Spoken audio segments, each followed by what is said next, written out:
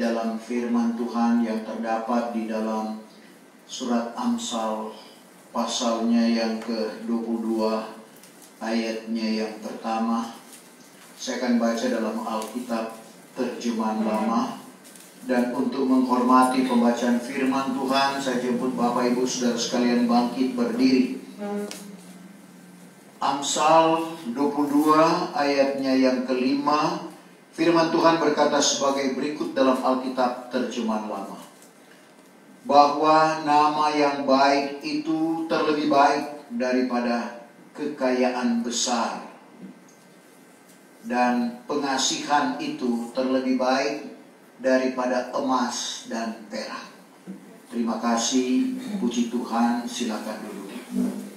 Firman Tuhan yang kita baca dan dengar pada malam hari ini merupakan tulisan dari Raja Soleman yang kita tahu bersama bahwa Raja Soleman adalah raja yang dilengkapi dengan hikmat dan pengetahuan yang luar biasa. Karena itulah yang dia minta kepada Tuhan. Dia tidak minta harta kekayaan. Dia tidak minta umur panjang. Dia tidak minta jiwa segala pembencinya. Diungkapkan dalam 2 Tawarik 1 ayat yang ke-10 sampai ayatnya yang ke-12. Yang dia minta adalah hikmat dan pengetahuan yang daripada Tuhan untuk memimpin yang pada pemandangannya bangsa Israel adalah bangsa yang besar. Dan ternyata bukan hanya hikmat dan pengetahuan yang Tuhan anugerahkan di dalam kehidupannya. Kekayaan, harta benda, dan kemasyuran Tuhan boleh anugerahkan di dalam kehidupannya. Yang membuat raja-raja di luar Israel pada waktu itu penasaran dengan hikmat yang Tuhan anugerahkan di dalam kehidupannya. Permaisuri dari Seba ingin membuktikan apa yang dia dengar selama ini. Diceritakan dalam 1 Raja-Raja 10 bagaimana permaisuri Seba, dia datang dengan berbagai penerkah, dia datang dengan berbagai pertanyaan, semua dijawab oleh Raja Soleman. Kalau kita perhatikan 1 Raja-Raja 10 mulai ayat 1. Yang pertama, bermula setelah kedengaranlah kabar kepada permaisuri di Seba akan hal Raja Sulaiman dan akan nama Tuhan, maka datanglah ia hendak mencobai baginda dengan bagai-bagai penerka. Datanglah permaisuri Seba ini kepada Raja Sulaiman dengan berbagai penerka. Kedua, maka datanglah ia ke Yerusalem dengan tentara yang amat besar dan serta dengan beberapa ekor unta yang muat rempah-rempah dan amat banyak emas dan permata yang indah-indah. Maka datanglah ia menghadap Raja Sulaiman, lalu dikatakannya kepadanya segala kepikiran hatinya. Maka oleh Raja Sulaiman diartikanlah kepadanya segala perkataannya, barang seperkara pun tidak terlindung daripada baginda yang tidak diartikan kepadanya. Setelah dilihat oleh permaisuri Seba segala hikmat Raja Sulaiman, dan lagi istana yang telah dibangunkannya, dan perintah mejanya, dan penduduk segala pegawainya, diperhatikan oleh permaisuri Seba, dan berdiri segala hambanya, dan pakaian mereka itu, pakaiannya pun diperhatikan oleh permaisuri Seba. Dan lagi segala penjawat minumannya dan perarakannya. Apabila baginda berarak naik ke rumah Tuhan, maka tiada lagi bersemangat permaisuri. Jadi kita perhatikan luar biasa keberadaan istana Raja Soleman. Semua pertanyaan yang disampaikan oleh permaisuri Seba dijawab dan diungkapkan oleh Raja Soleman. Bahkan dia memperhatikan tentang isi istana Raja Soleman. Cara duduk, cara berdiri, cara berpakaian. Dan ternyata semuanya disiplin.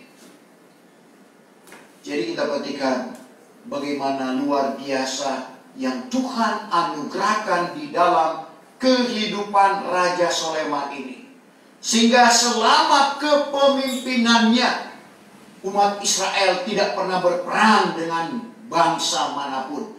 Karena hikmat dan pengetahuan yang luar biasa yang Tuhan anugerahkan di dalam kehidupannya.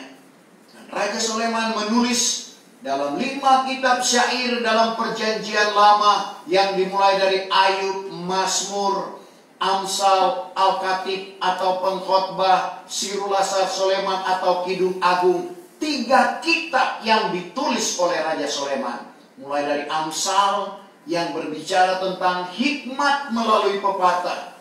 Al-Khatib atau Pengkhotbah, kesungguhan di atas kesia-siaan. Segala sesuatu yang ada di dalam dunia ini sia-sia. Sirul Asar Sulaiman atau Kidung Agung, kemuliaan melalui persekutuan, atau disebut juga buku kekasih. Ketiga kitab ini ditulis oleh Raja Sulaiman dengan hikmat yang Tuhan anugerahkan di dalam kehidupannya. Dan kitab Amsal seperti yang saya sentil tadi berbicara tentang hikmat melalui pepatah. Hikmat sama juga dengan kepandaian.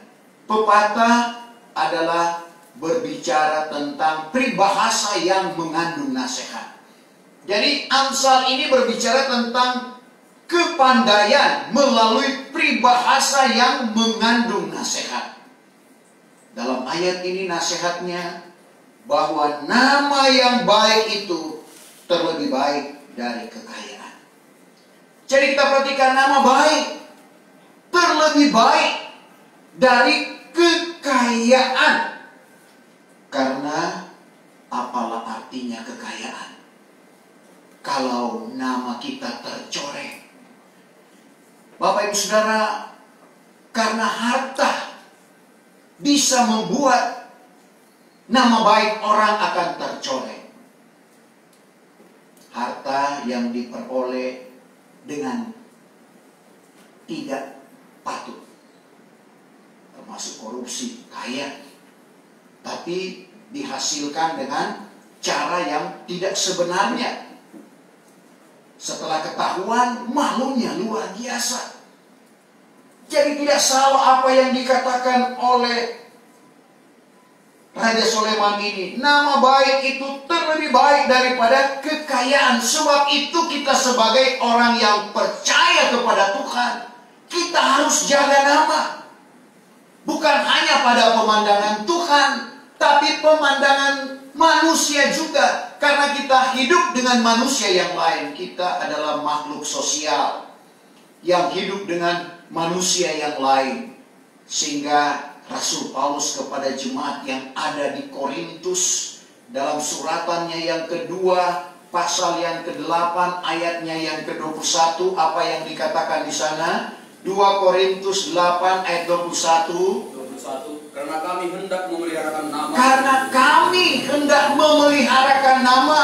Bukan saja pada pemandangan Tuhan. Bukan saja pada pemandangan Tuhan. Melainkan pada pemandangan manusia juga. Melainkan pada pemandangan manusia.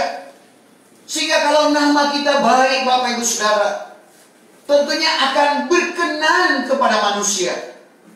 Kalau nama kita tidak baik, sudah tercoreng, nama kita tidak akan berkenan kepada manusia, apalagi kepada Tuhan. Sebab itu, untuk menjaga nama ini, baik kepada Tuhan, baik kepada manusia, firman Tuhan harus selalu ada di dalam hati kita. Pemazmur berkata dalam Mazmur 119 ayat 11, segala firman-Mu telah kutaruh dalam hatiku, supaya aku tidak berdosa kepadamu. Jadi untuk menjaga nama kepada Tuhan dan kepada manusia, rahasianya firman Tuhan itu kita taruh di dalam hati kita. Mazmur 119 ayat 11. Maka segala firman-Mu telah kutaruh dalam hatiku. Segala firman-Mu telah kutaruh dalam hatiku, supaya jangan aku berdosa kepadamu. Supaya jangan aku berdosa kepadamu. Kenapa firman Tuhan kita harus taruh di dalam hati kita? Karena firman Tuhan ini baik. Ibrani 6 ayat yang ke-5, yang masuk hati firman Allah yang baik. Kalau firman Allah yang baik masuk di dalam hati kita, hati kita akan jadi baik. Dan kalau hati kita baik, pikiran kita baik, perkataan kita baik, perbuatan kita baik. Selalu saya katakan, banyak orang mau membela diri. Oh, jangan lihat di luar, lihat di dalam. Menurut saya di luar sudah begitu, apalagi di dalam.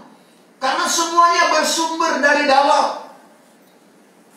Lukas 6 ayat 45 atau Matius 12 ayat 35. Sama itu, Matius 12 ayat 35. Adapun orang yang baik, mengeluarkan barang yang baik daripada pembendaharaan hati. Mengeluarkan barang yang baik dari perbendaharaan hati yang baik. Dan orang yang jahat, mengeluarkan barang yang jahat daripada pembendaharaan hati yang dari perbendaharaan hati yang jahat. Jadi kalau hati kita baik, perbuatan kita juga akan baik. Hati kita jahat, perbuatan kita juga akan jahat. Jadi apa yang ada di luar itu ditentukan dari dalam. Jangan bela diri. Oh, jangan lihat di luar, lihat di dalam. Kalau baca ayat ini, kalau kita baik, perbuatan kita baik. Kalau kita hati jahat, perbuatan kita jahat. Sebab itu sekali lagi, untuk mengantisipasi itu kita taruh firman Allah yang baik itu di dalam hati kita. Supaya kita tidak berdosa kepada Tuhan. Sekali lagi, di dalam kehidupan kita ini dikatakan bahwa nama yang baik itu terlebih baik daripada kekayaan. Jadi nama baik lebih baik daripada kekayaan yang besar. Sehingga sekali lagi, kalau firman Tuhan ada di dalam kehidupan kita, kita taruh di dalam hati kita, kita akan menjadi orang yang baik. Bagian yang kedua dalam ayat ini, dan pengasihan itu terlebih baik daripada emas dan perak. Pengasihan lebih baik dari emas. Perak itu juga kekayaan. Pengasihan. Jadi bagaimana kita mengasihi? Firman Tuhan berkata, kasihilah Tuhan Allahmu dengan sebulat-bulat hatimu. Kasihilah sesama. Pada waktu Tuhan Yesus dicobai oleh orang Saduki dalam Matius pasal yang ke-22 tentang hukum mana yang terbesar di dalam hukum Taurat, maka apa kata Tuhan Yesus dalam Matius 22 ayat 34 berkata, setelah orang Farisi mendengar akan hal Yesus menumpatkan mulut orang Saduki, lalu mereka itu pun berhimpunlah. Maka seorang dari antara mereka itu, seorang fakih ini guru besar, mencobai Yesus, hendak mencobai dia, katanya, hai guru, hukum manakah yang besar di dalam Taurat? Maka kata Yesus kepadanya, hendaklah engkau mengasihi Allah Tuhanmu dengan sebulat-bulat hatimu, dan dengan segenap jiwamu, dan dengan sepenuh akal budimu. Inilah hukum yang besar dan yang terutama. Dan hukum yang kedua bersama dengan itu demikian, hendaklah engkau mengasihi sesamamu manusia seperti dirimu sendiri. Jadi kita perhatikan bagaimana Tuhan mengajar untuk mengasihi Dia dengan sebulat-bulat hati, dan mengasihi sesama seperti kita mengasihi diri kita sendiri. Memang akan terbentuk salib, mengasihi Allah vertikal, mengasihi sesama horizontal, salib. Tidak mudah, tidak semudah untuk membalikkan telapak tangan, untuk mengasihi Allah dan mengasihi sesama. Tapi itulah yang Tuhan inginkan di dalam kehidupan kita. Bahkan ajaran Tuhan lebih. Sesama itu termasuk orang yang menjahatkan kita. Pokoknya manusia itu sesama. Sehingga apa yang diajarkan oleh Tuhan, sebelum dia berkata hendaklah kamu sempurna seperti Bapa di sorga sempurna, dia berkata kamu telah mendengar, kasihilah temanmu, bencilah seterumu. Tapi aku berkata kepadamu, kasihilah seterumu, doakan orang yang menganiayakan kamu. Itulah sesama.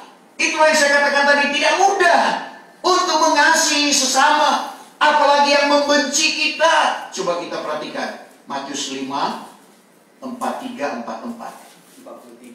Kamu sudah mendengar perkataan demikian. Kamu sudah mendengar perkataan yang demikian. Hendaklah engkau mengasihi temanmu. Hendaklah engkau mengasihi temanmu.